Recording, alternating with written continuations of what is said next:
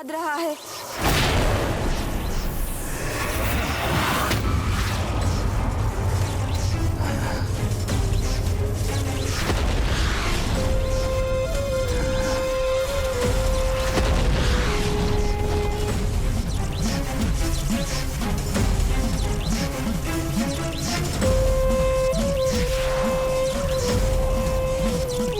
नारी, स्वयं को विजय समझने की भूल मत करो। बस कुछ देर प्रतीक्षा करो। मेरा ये एक ही अस्त्र सृष्टि का अंत कर उसकी पीड़ा को पूरी तरह से हर लेगा, जो आज तक किसी ने ना देखा हो। ऐसा विचित्र विध्वंसक होगा। ये किस प्रकार के अस्त्र का प्रयोग किया है दुष्ट ने? मैं भी यही ज्ञात करने का प्रयास कर रहा हूँ भैया। ये तो और भी भयंकर जान पड़ता है।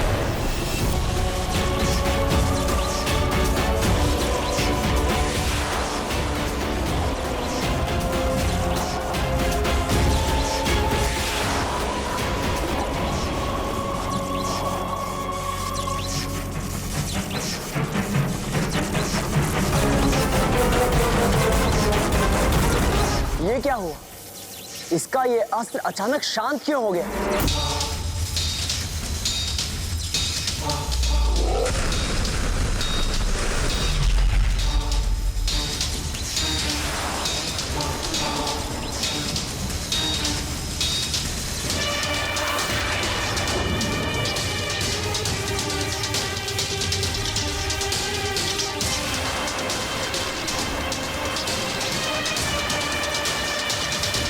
अनर्वास्त्र, ये क्या कर दिया इस पापी ने?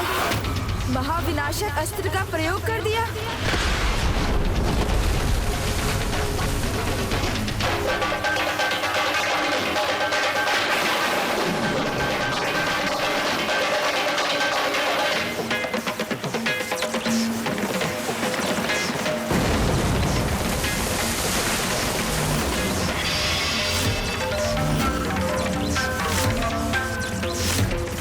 ये अस्त्र तो अपने मायावी सागर में समाकर महाब्रह्मांड को भी महासागर में परिवर्तित कर सकता है।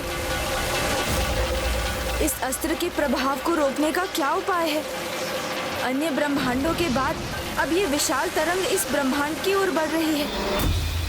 गणेश जी, अब मेरे अर्णव अस्त्र के प्रहार का कोई भी उत्तर आपको नहीं मिलेगा।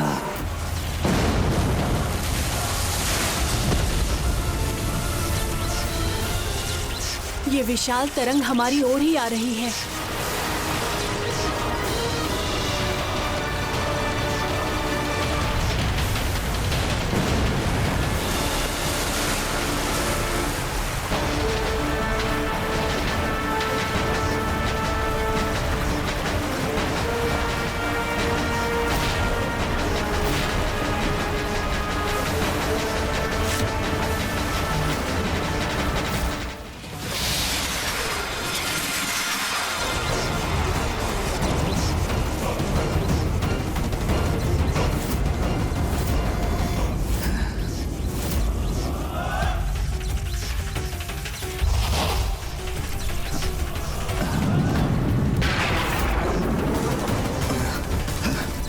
मैं नीचे गिरने वाला था।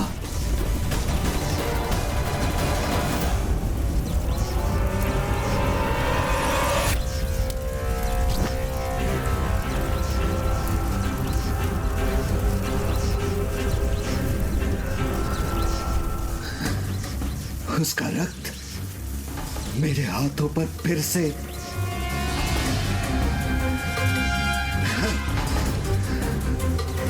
रक्त का विचार नहीं, इस महातरंग का आकार देखना है मुझे, जो समूचे सौर मंडल को लील कर नष्ट करेगी।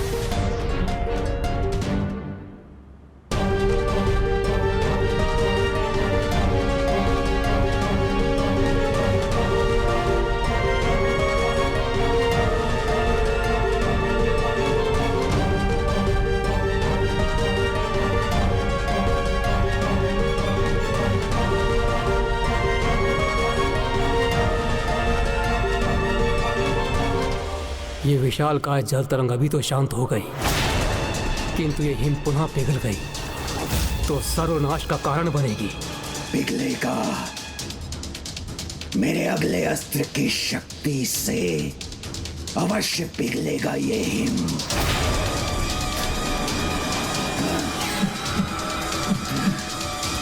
ज्वालास्त्र।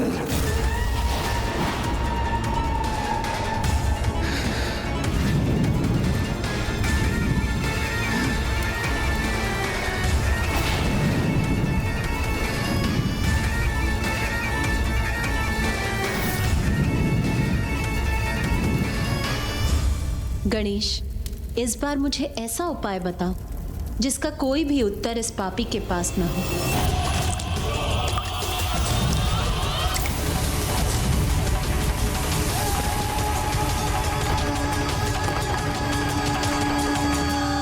आविष्कार करने वाला ही अपने आविष्कार की प्रबलता और उसकी दुर्बलता को भली भांति जानता है, तो इस अस्त्र की दुर्बलता का ज्ञान तो भंडासुर के पास ही होगा। किंतु गणेश वो स्वयं क्यों इसकी दुर्बलता बताएगा? भैया, उचित कहा आपने, किंतु युक्ति की शक्ति के सामने सब दुर्बल बन जाते हैं, और जो ना भी कहना चाहते हो वो भी सब कुछ कह जाते हैं। किंतु ऐसी कौन सी युक्ति का प्रयोग करोगे तुम? चिंता मत कीजिए भैया, वो युक्ति मुझे सूझ चुकी है। प्रणाम माता, मुझे अनुमति दीजिए।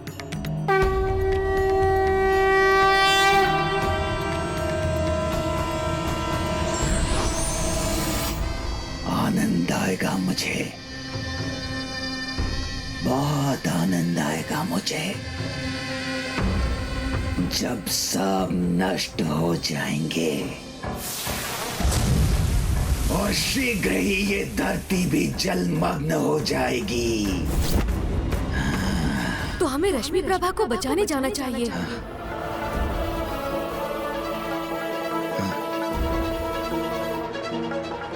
फिर एक भ्रमित स्वर। इस बार मैं इन स्वरों से विचलित नहीं होऊंगा। अपने भावी विजय का पूर्ण आनंद लूंगा मैं। आपकी पुत्री सबके विनाश के साथ अपनी पुत्री के भी विनाश का आनंद लेंगे आप? ये आप क्या कर रहे हैं स्वामी? बस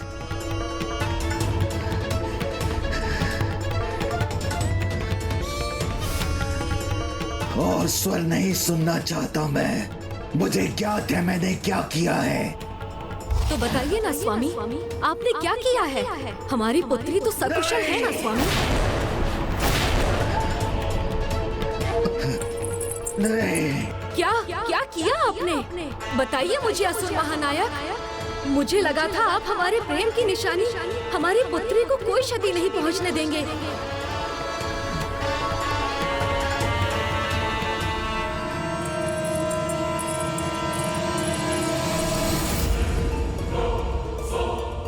विमोहिनी,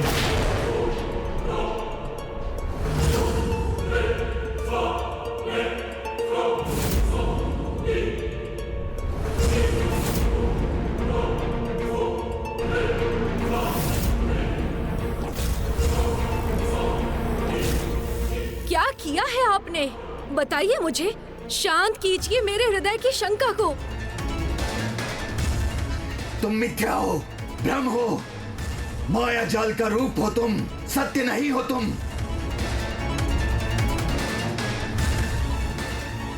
एक माँ का तो एकमात्र सत्य उसकी संतान होती है स्वामी, और मैं अपनी पुत्री की चिंता में यहाँ खिंची चली आई हूँ। बताइए कहाँ है मेरी पुत्री? बताइए।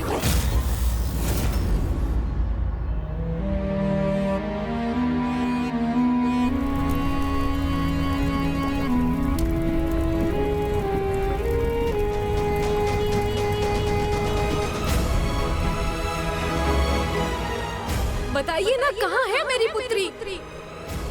ना तुम सत्य हो, ना तुम्हारा ये रूप, और ना तुम्हारे ये शब्द। आपके सामने होने पर भी आप मुझे भ्रम मान रहे हैं? आप किस भ्रम में है स्वामी?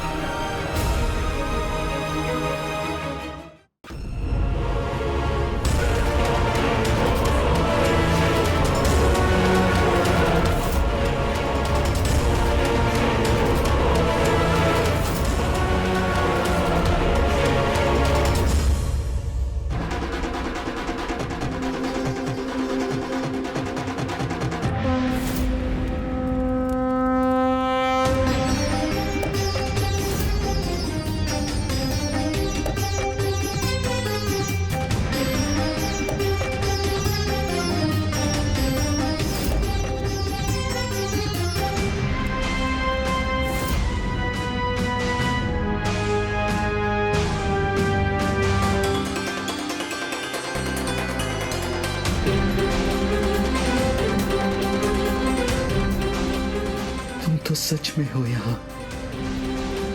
तुम लौट आई प्रिय। और कुछ कहने सुनने से पहले ये कहिए, कहाँ है मेरी पुत्री, हमारी पुत्री? कहीं आपके कारण वो किसी संकट में तो नहीं है?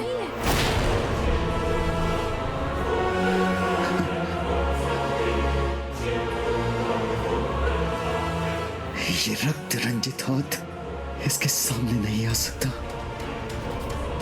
क्या छिपा रहे हैं आप? जिसे मैंने आपके हाथों में सौंपा, उन नन्हे हाथों को कहीं संकट में तो नहीं डाल दिया ना आपने? बताइए ना स्वामी, मेरी पुत्री कहाँ है? कहाँ है मेरी पुत्री?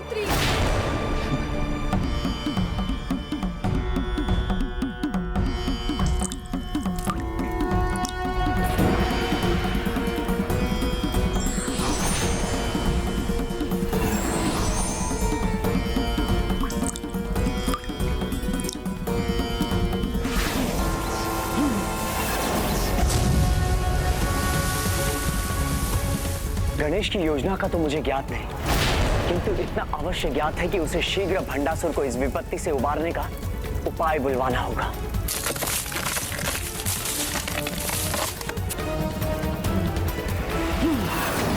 आप शांत क्यों हैं स्वामी? क्या उसे आपके साथ और अपने पूरे परिवार को एक साथ देखने का मेरा ये स्वप्न पूर्ण नहीं होगा? परिवार?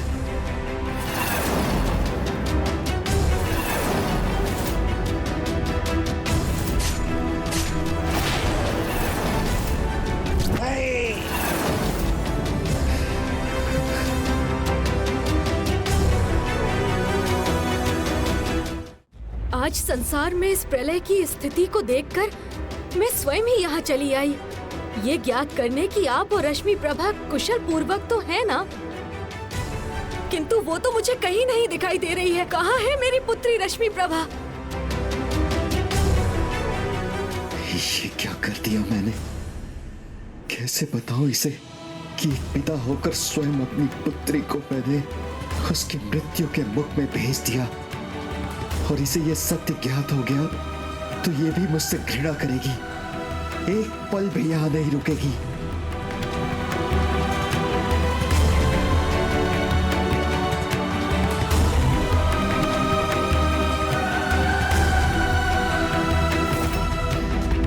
बताइए स्वामी, मेरी पुत्री सुरक्षित तो है ना?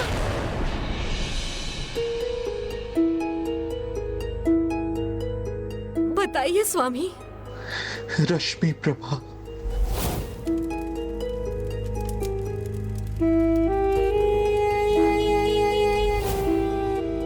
मेरी रश्मि प्रभा। उसका नाम सुनकर इस प्रकार क्यों चौंक गए आप?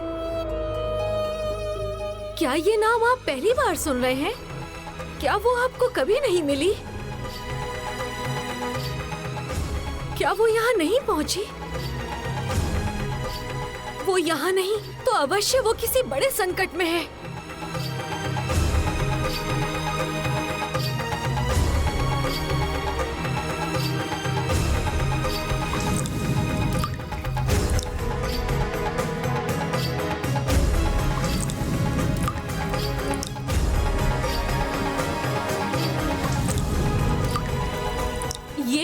ये किया है आपने? इस विपदा को उत्पन्न किया है आपने? मेरी पुत्री का ही नहीं, जगत का अनिष्ट किया है आपने।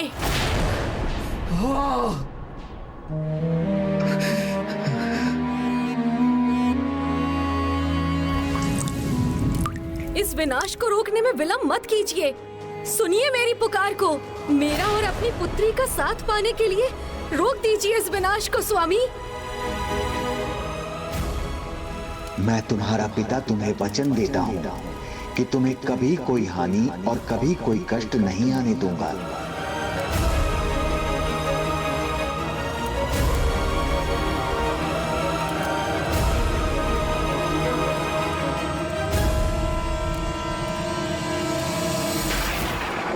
रोक सकता तो अवश्य रोक देता,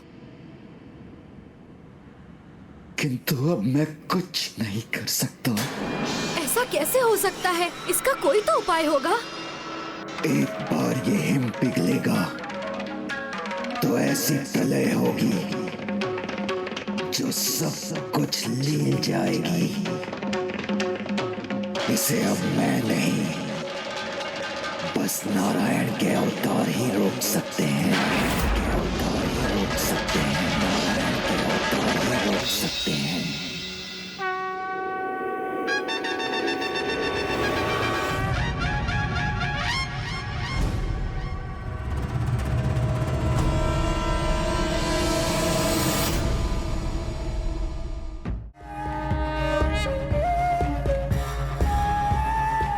कूर्म अवतार?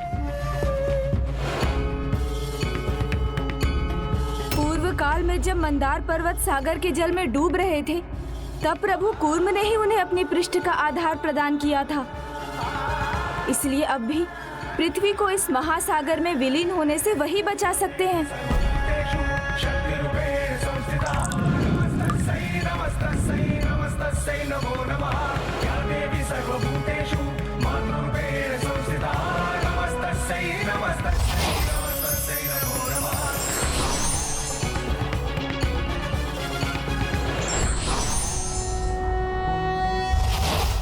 शान्ताकारं भुजगशयनं पद्मनाभं सुरेशं विश्वाकारं गगनसदृशं मेघवर्णं शुभांगं लक्ष्मीकान्तं कमलनयनं योगिहृदध्यानगम्यं वन्दे विष्णुं भवभयहरं सर्वलोकैकनाथम्।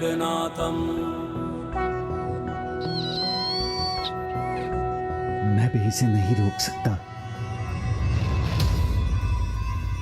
किंतु मैं वचन देता हूँ कि जब ये सब समाप्त होगा। प्रभु नारायण के कूर्म अवतार की जय। प्रभु नारायण के कूर्म अवतार की। नारायण के कूर्म अवतार।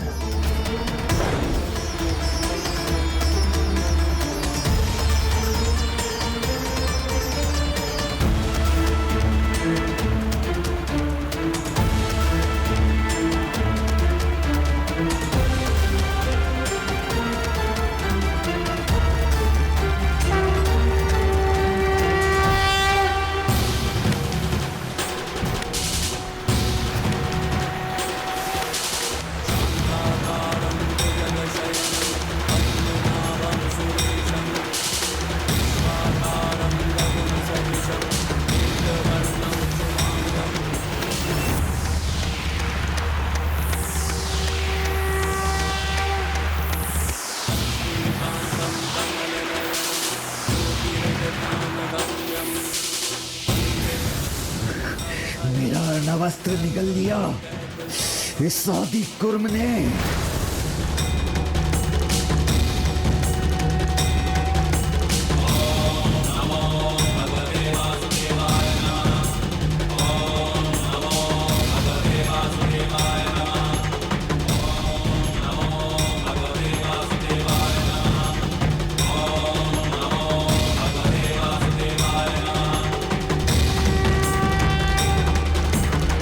ये विनाश रुक गया है स्वामी। आपकी समस्या का समाधान हो गया है स्वामी। आइए अब अपनी पुत्री को ढूंढते हैं। हमारी पुत्री?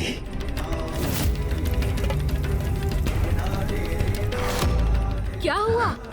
हमें उसे ढूंढने में विलंब नहीं करना चाहिए स्वामी। योद्धा हूं मैं, युद्ध कर रहा हूं।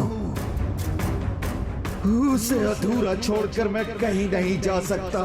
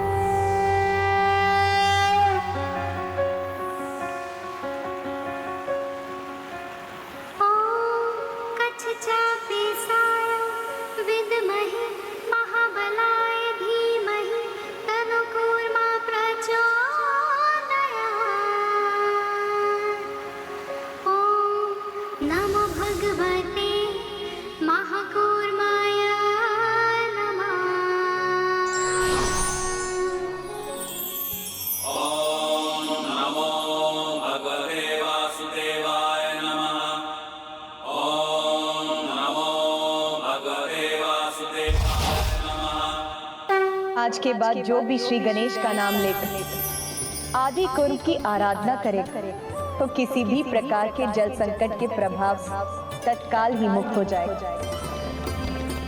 इतना ही नहीं, जलाशय के निकट जाने या जल पर यात्रा करने पर उस प्राणी और उसके परिवार पर सदैव श्री गणेश के साथ प्रभु आदि कुंभ की कृपा सदैव बनी रहेगी।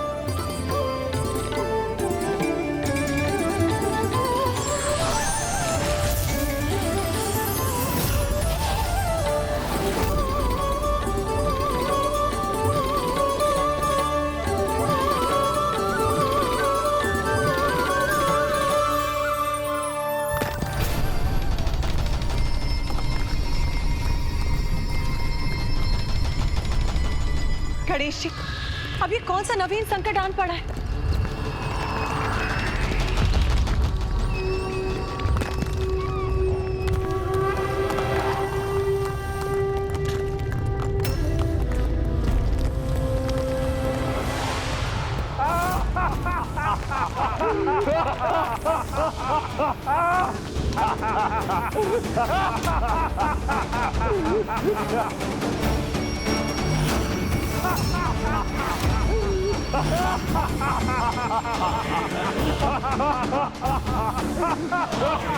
इतने बलशाली ये दो असुर कौन हैं, जो माता के श्री रथों को भी उठा सकते हैं?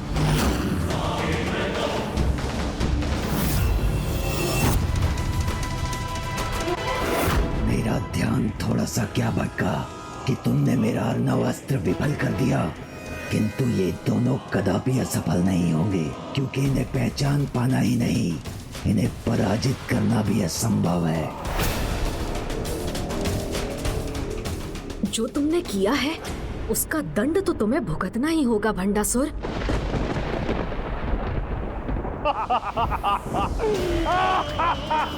माता के श्रीरथ संकट में है।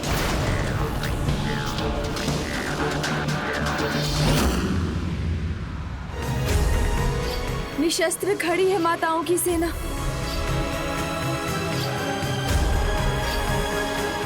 अनुज गणेश, कौन है ये दुस्साहसी असुर और इनके अंत का क्या उपाय है? तुम्हारे ये बताने पर ही माताएं अपने शस्त्र उठाएंगी।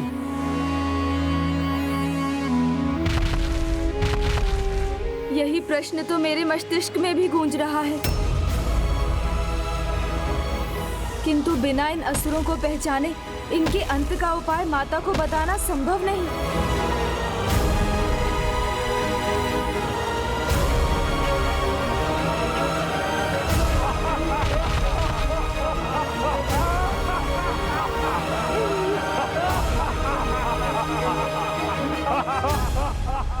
किसी की भी पहचान उसके हाव भाव और वेशभूषा से की जाती है।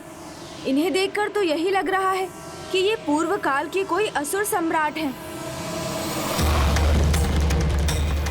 नहीं गणेश जी, इस बार आपका इन्हें पहचानना संभव नहीं, इसलिए गणेश जी पराजय का मुख देखने के लिए तैयार हो जाइए।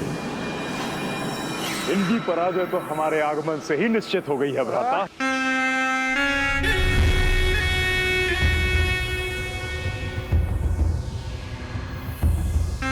युद्ध भूमि में अस्त्र विहीन खड़ी है ये देवी सेना।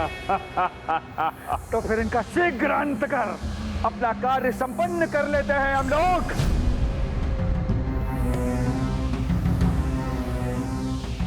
गणेश, शीघ्र पहचानिए इसे, कौन है ये और इनका अंत कैसे होगा? बस इतने से ही मत प्रसन्न हो ये गजानन। इनके रण कौशल से देवियों का अंत तो होगा ही, आपके अचंभे की सीमा भी पार हो जाएगी।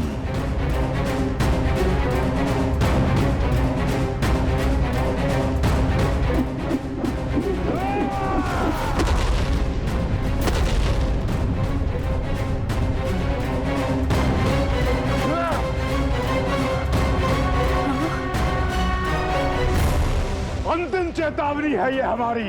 अपने अस्त्र उठाओ और युद्ध करो हमसे। अन्यथा हमारे अस्त्र कुचल देंगे तुम्हें। इतनी शीघ्रता क्या है? उनके परिचय का गुप्त रहना तो उनके भावी विजय का प्रतीक है। उसे उन्हें किसी पर उजागर नहीं करना चाहिए। नहीं, मैं इन्हें अपना परिचय नहीं देने दूंगा। हाँ, उचित है। शत्रु को तो अवश्य पता होना चाहिए कि सामने वाला योद्धा कौन है। हम हैं। कुछ मत कहना, क्योंकि तुम्हारे परिचय का गुप्त रहना ही तुम्हारी शक्ति है।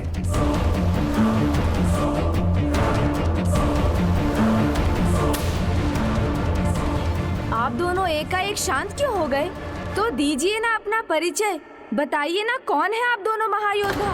भंडासुर, भंडासुर, भंडासुर, उन्हीं के लिए युद्ध कर रहे हैं हम।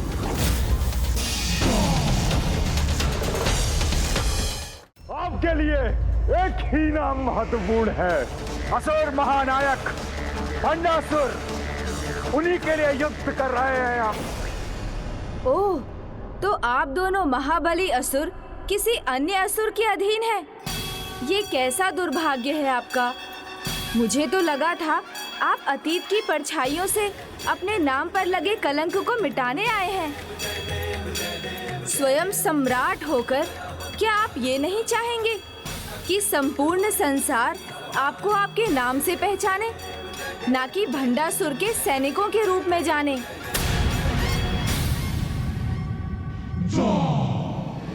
आप महाबली हैं, किंतु कहीं भीरू तो नहीं है जिन्हें अपना नाम बताने में भी डर लग रहा है?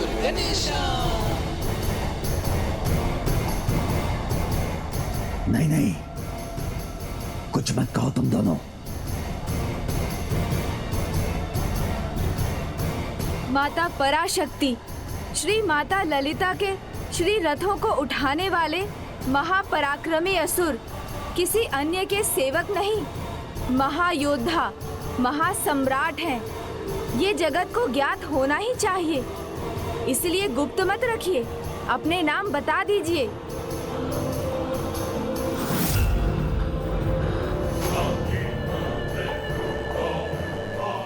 एक बार उन्हें तुम्हारा नाम ज्ञात हो गया तो तुम्हारी दुर्बलता समझ जाएंगे वो। इसीलिए अपना नाम मत बताना, कदापि मत बताना। बताइए ना, आप अपना नाम बताइए। एक बार उन्हें तुम्हारा नाम ज्ञात हो गया तो तुम्हारी दुर्बलता समझ जाएंगे वो। बताइए। इसीलिए अपना नाम मत बताना। एक बार उन्हें तुम्हारा नाम ज्ञात हो गया तो कदापि मत बताना, तुम्हारी दुर्बलता समझ जाएंगे वो। इसीलिए अपना नाम मत बताना, कदापि मत बताना, कदापि मत बताना, तुम्हारी दुर्बलता समझ जाएंगे वो। इसीलिए अपना नाम मत बताना, कदापि मत बताना। आप हमारा परिचय चाहते हैं ना? आप हमारे नाम जानना चाहते हैं ना? तो हम अवश्य बताएंगे।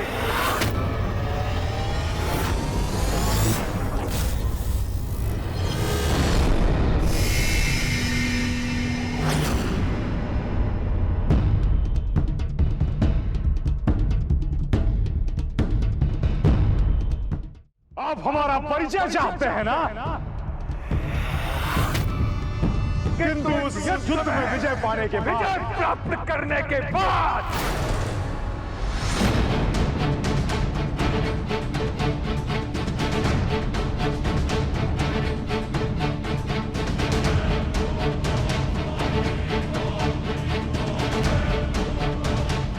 और हाँ, आप सभी का सर्वनाश करने के बाद जगत को अपना नाम भी बताएंगे हम। ओह, तो अभी बताने से भयभीत हैं आप? क्या इसीलिए कि कहीं आपकी पराजय हो गई तो आपके नाम पर एक और कलंक लग जाएगा? संसार आपको तुच्छ असुर मानेगा जिन्हें एक नया अवसर भी मिला, किंतु वो पुनः पराजित हो गए। सत्य है ना? पराजय के भय से ही अपना नाम नहीं बता रहे हैं ना आप? चतुर गणेशा।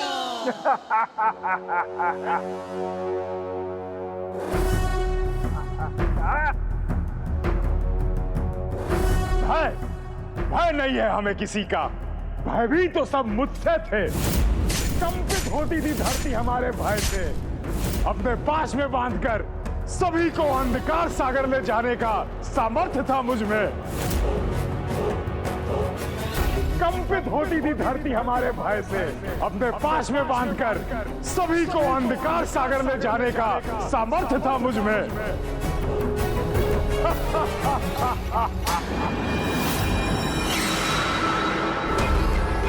मत कहो कुछ, शांत हो जाओ। भयभीत होकर समस्त जगत मेरी पूजा करता था।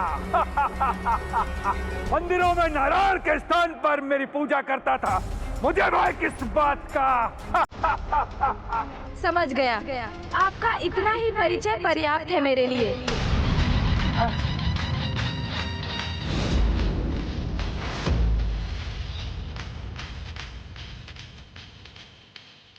माता, ये दोनों असुर भ्राता हिरण्याक्ष और हिरण्यकश्यपु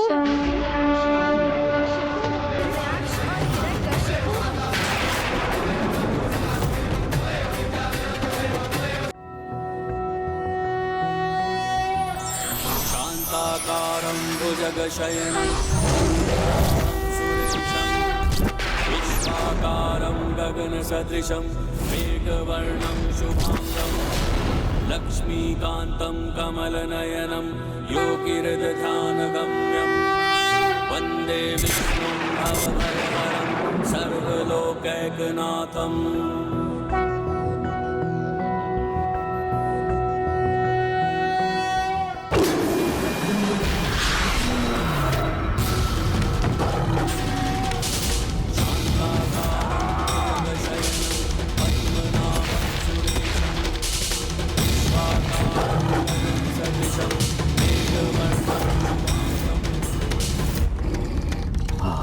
इन दोनों का भी अंत ना हो जाए।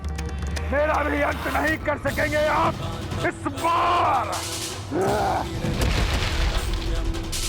इस बार आप नहीं, मैं संहार करूंगा आपका।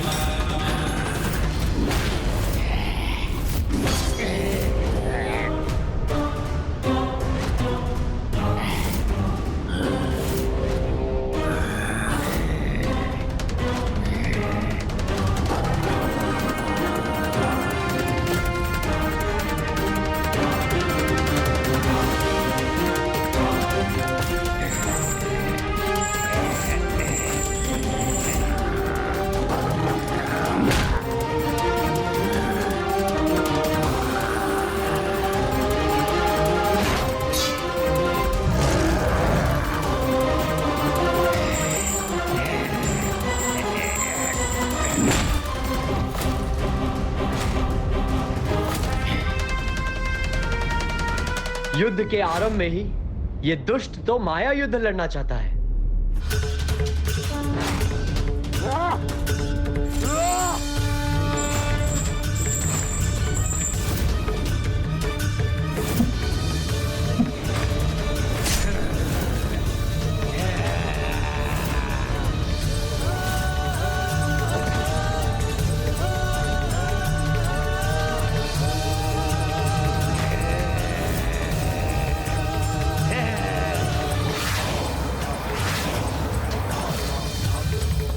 घाता हिरण्याक्ष की कैसी दुर्दशा हो गई है।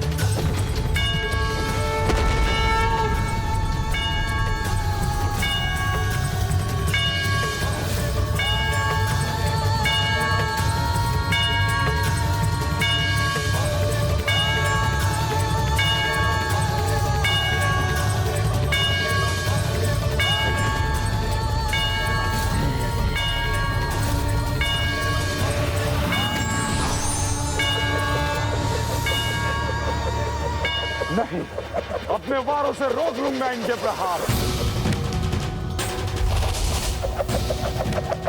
तुम्हारी दुष्टता ही पुनः तुम्हारे अंत का कारण बनेगी मूर्ख।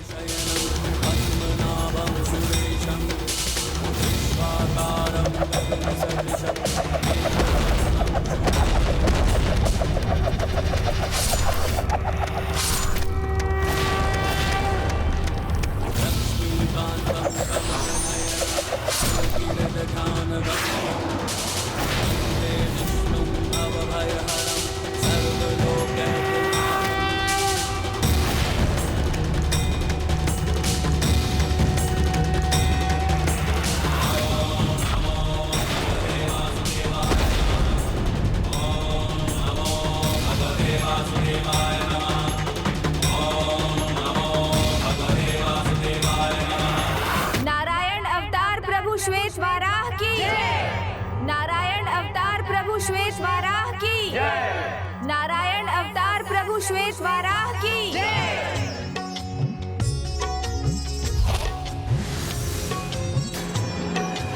हिरण्याक्ष का भी अंत हो गया।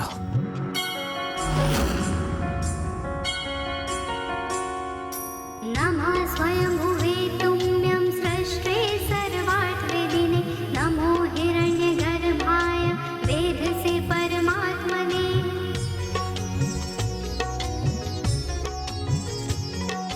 नमस्ते वासुदेवाय विष्णवे विश्वयोनये नारायणाय देवाय देवानां हितकारिणे नमोऽस्तु ते चतुर्वक्त्र शाण्डचक्रसिधारिणे सर्वभूतात्मभूताय कूटस्थाय नमो नमः नमोऽस्तु ते वराहाय नमस्ते मत्स्यरूपिणे नमो योगविद्याय नमः संकर्षणाय ते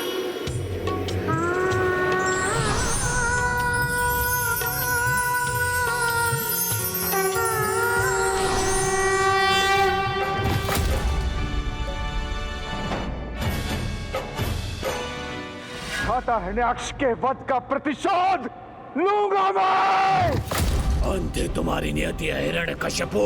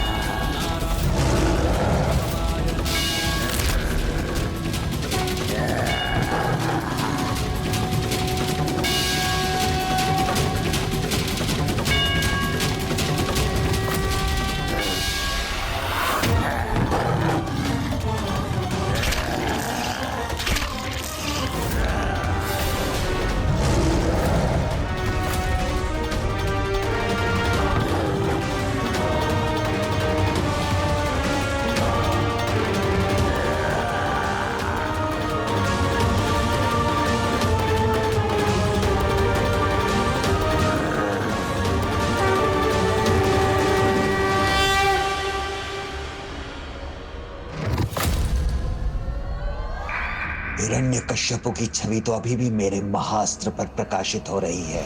इसका मतलब हिरण्यकश्यप तो अभी भी जीवित है।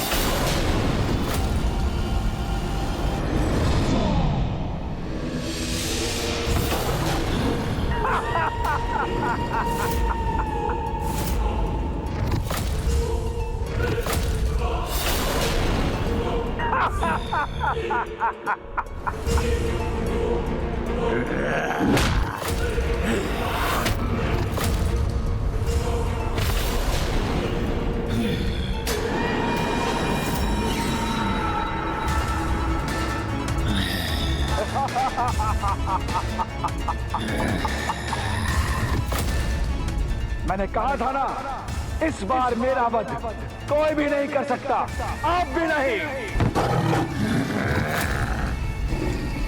हिरण्यकश्यप में जीवन भी है, साहस भी है और शक्ति भी। इसकी मृत्यु तो प्रभु नरसिंह के द्वारा ही हुई थी, फिर ये बच कैसे गया? न दिवस में न रात्रि में, न भीतर न बाहर, न आकाश में न पाताल में, न नर से न देव से, न मंत्र से न तंत्र से मेरे प्राण किसी से भी न जा सके। तथास्तु तथास्तु तथास्तु।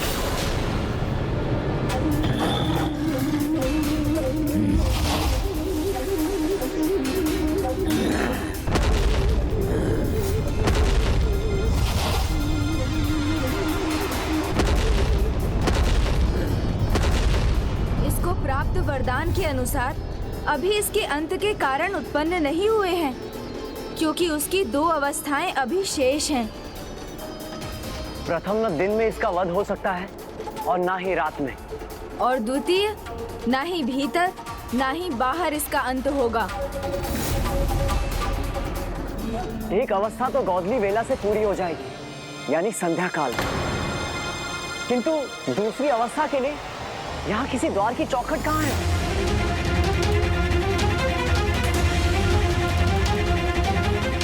आशावादी को हर एक कठिनाई में भी अवसर दिखता है। वो किसी भी चुनौती के लिए तैयार रहता है, चाहे वो समय का हो या अन्य किसी परिस्थिति का। हमें जो करना है संध्या काल की समाप्ति से पहले करना होगा।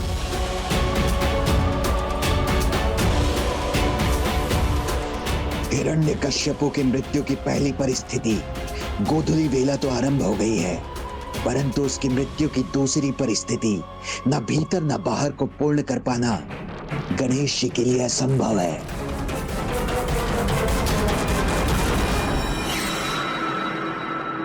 मैं प्रभु विश्वकर्मा का आवाहन करता हूँ।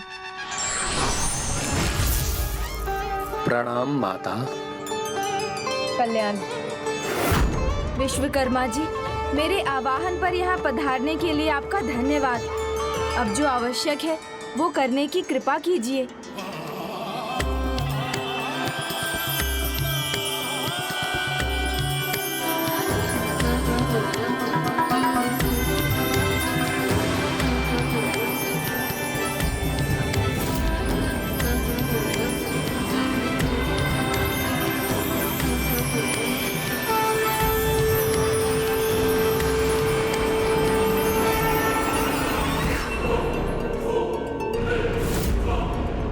ये क्या स्वामी, गणेश जी ने तो द्वार की चौखट की व्यवस्था भी कर दी।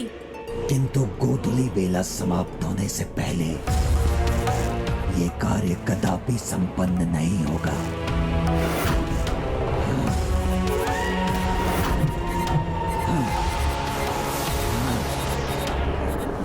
अत्यंत के स्थान का निर्माण मत करने दो इन्हें। अत्यंत के स्थान का निर्माण मत करने दो इन्हें। अत्यंत के स्थान का निर्माण मत करने दो इन्हें।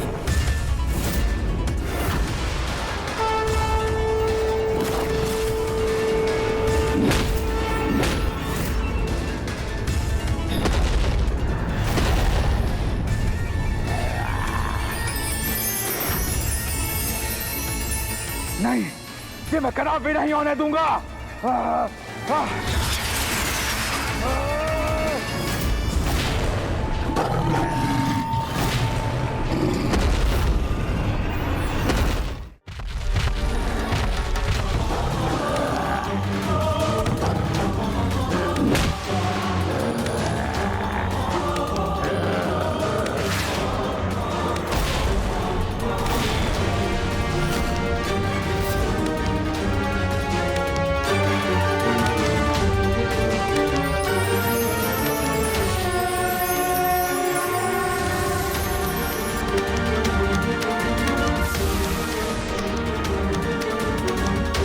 जाओ पापी, जाकर अपनी रक्षा का प्रयास कर लो।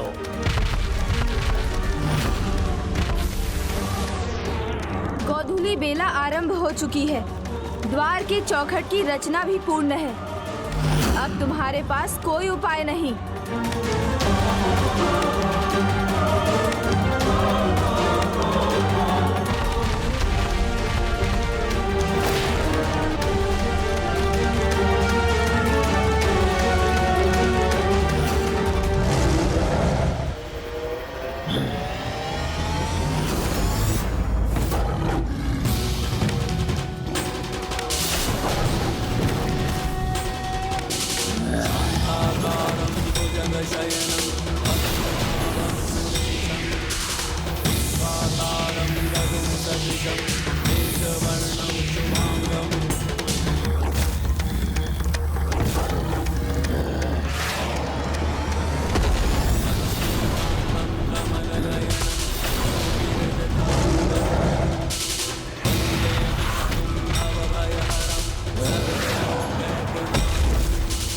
तुम्हारे अंत की हर एक बाधा मिट चुकी है।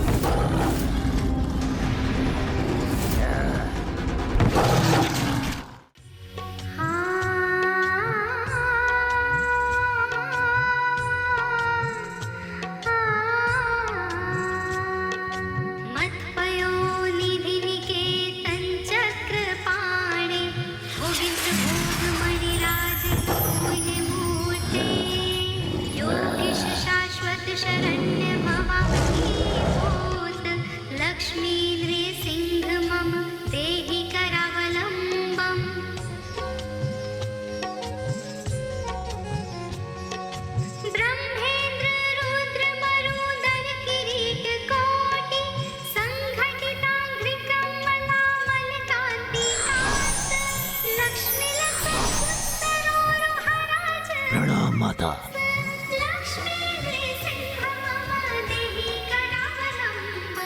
संसार दाव दहना कर भी करोरु ज्वालावली भिरति दग्ध तनुरुहस्य स्वपाद पद्म सदशिरोगमागतस्य।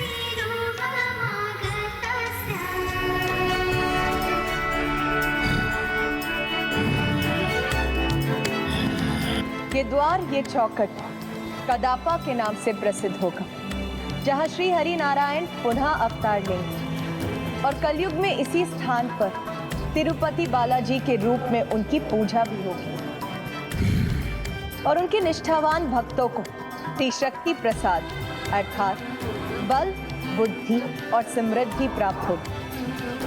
प्रभु नरसिंह की जय। प्रभु नरसिंह की जय।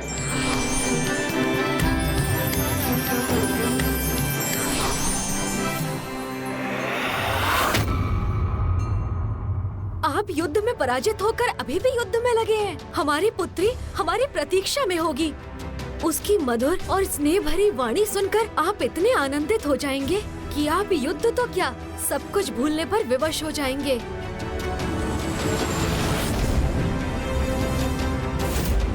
चलिए ना स्वामी, हमें अपनी पुत्री को ढूंढना है। बस! मुझे ज्ञात है हमारी पुत्री भोली है, निर्दोष है और वो तो क्या आप हमारी पुत्री से मिल चुके हैं? हमारी पुत्री सच में मीठी बातें बोलती है, इसलिए तो क्या स्वामी? बताइए ना असुर महानायक, इसलिए तो क्या? इसलिए तो मैं इस युद्ध को शीघ्र ही समाप्त कर देना चाहता हूँ। हाँ, शीघ्र ही इस युद्ध को समाप्त कीजिए ना स्वामी। इसलिए अब मैं वो असुर को भेजूंगा जिसका वध न पहले हुआ था और न अब